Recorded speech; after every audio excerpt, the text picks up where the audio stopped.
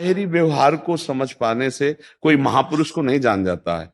जो महापुरुष होता है वो महापुरुष को जान जाता है, या वो जला देते हैं सो जान जाता है, अन्यथा नहीं। और संगीत ये साधना है। संगीत में यदि सावधानी ना रही तो रजोगुण उत्पन्न होता है। गायन से एक आह्लाद होता है, संगीत एक आह्लाद प्रकट करता है।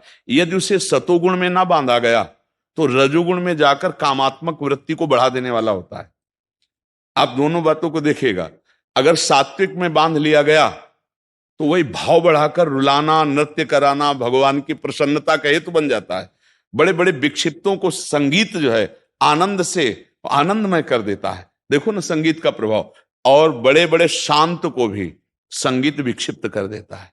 ध्यानस्थ ऋषि बैठे, मलय मारुत, अप्सरा, गंधर्व और संगीत, इन सब का एक साथ प्रयोग हुआ, वो अपनी स्थिति से विचलित हो गए। समाधिस्थ को विक्षिप्त कर देना और विक्षिप्त को समाधिस्थ कर देना, इतनी सामर्थ्य संगीत में है। पर संगीत का यदि रजोगुणात्मक स्वरूप आ गया तो वो आपको भोगों में फंसा देगा, श्रवणकर्ता और गायनकर्ता दोनों को, क्योंकि सम्मान और आह्लाद दोनों उसको गिरा देंगे। और यदि वो भगवान या संतों के द्वारा शासित है और वो सतोगुणी है तो वही उसको समाधि की तरफ भी ले जाएगा, भगवत भाव की तरफ ले जाएगा। कहीं करताल है, कहीं मृदंग है, कहीं वीणा है, कहीं वेणु है। इन्हीं के द्वारा बड़े बड़े महाभागवतों ने भगवान की साक्षात्कारमयी वृत्ति प्राप्त की। रात रात भर वीणा बजाकर गान करते हुए, करताल बजाते हुए, मृदंग बजाते हुए, नाम संकीर्तन करते हुए भगवान को प्राप्त हुए। तो संगीत एक दिव्य आराधना है।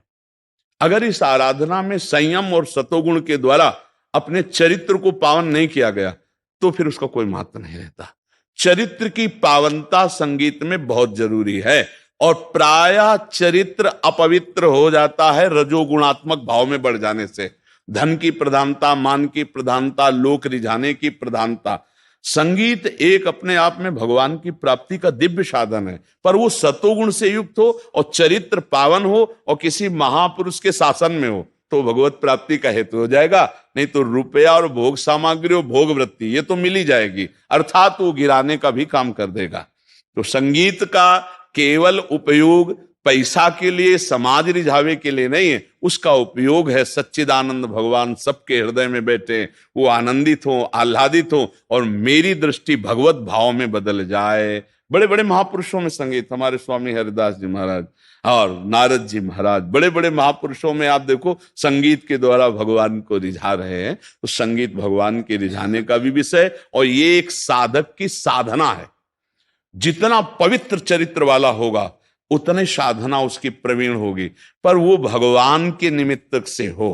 केवल लोक रिझावे के लिए अगर हुआ तो देखो बहुत बड़े बड़े गायक हुए, संगीतकार हुए, क्या रखा, क्या उससे भगवान की प्राप्ति हुई? उनको क्या नहीं होगी, क्योंकि वो लोक सम्मान मिला, रुपया मिला, इस लोक में यश हुआ, पर वो भगवान को नहीं रिझा पाए। अगर वही भगवान के लिए, एक बार तानसेन जी ने जब आलाप लिया अकबर की सभा में तो अकबर ने कहा तानसेन विश्व में तुम्हारे जैसा गायक नहीं। तो उनका कहा नहीं महाराज जी, नहीं नहीं, हमारे गुरु को तो आपने सुना ही नहीं, गुरु हमारे स्वामी हरिदास जी हैं।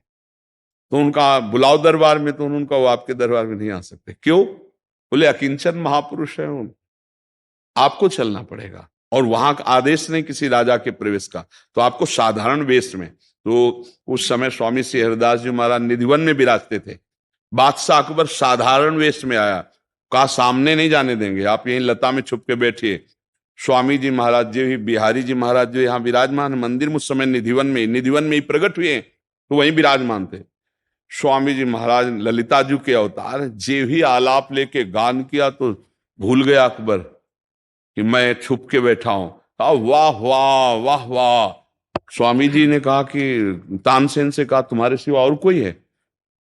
तो उनका क्षमा करो स्वामी जी महाराज, बादशाह अकबर आया। तो उनका ये पद जूठा हो गया, ये हमारी वाणी जी में न लिखा जाए। क्यों?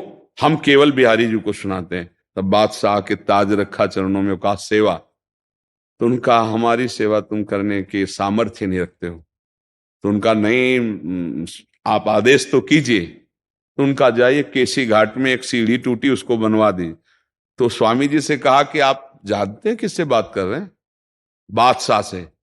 एक सीढ़ी क्या, पूरे वृंदावन। तो उनका पहले बात बाद में, पीछे पहले सीढ़ी को देखो। तो जब सीढ़ी को गए तो वो रत्नों से जटित सीढ़ी, क्योंकि दिव्य वृंदावन का उन्होंने, अब स्वामी जी महाराज तो आचार्य, जे ही देखा तो लौट के आए, बोले वो कोना बनवाने के हमारे सामर्थ्य नहीं है, क्योंकि वो रत्न ही नहीं है हमारे पास, वो सब दिव्य। तो ये साधना संगीत की यदि सात्विक हो, आचरण पवित्र हो और भगवान का लक्ष्य हो तो वो भगवत प्राप्ति करा दे। और अगर रजोगुणी हो गई, संसार लक्ष्य हो गया तो वाहवाही तो होगी, लेकिन उसको भगवत प्राप्ति नहीं होगी। वो विषय प्रेमी बन जाएगा, वो मान प्रेमी बन जाएगा, वो अर्थ प्रधान बन जाएगा, लेकिन उसकी चित्त वृत्ति आह्लाद में नहीं रहेगी, आनंद में नहीं रहेगी। और संगीत आनंद का मुख्य हेतु है।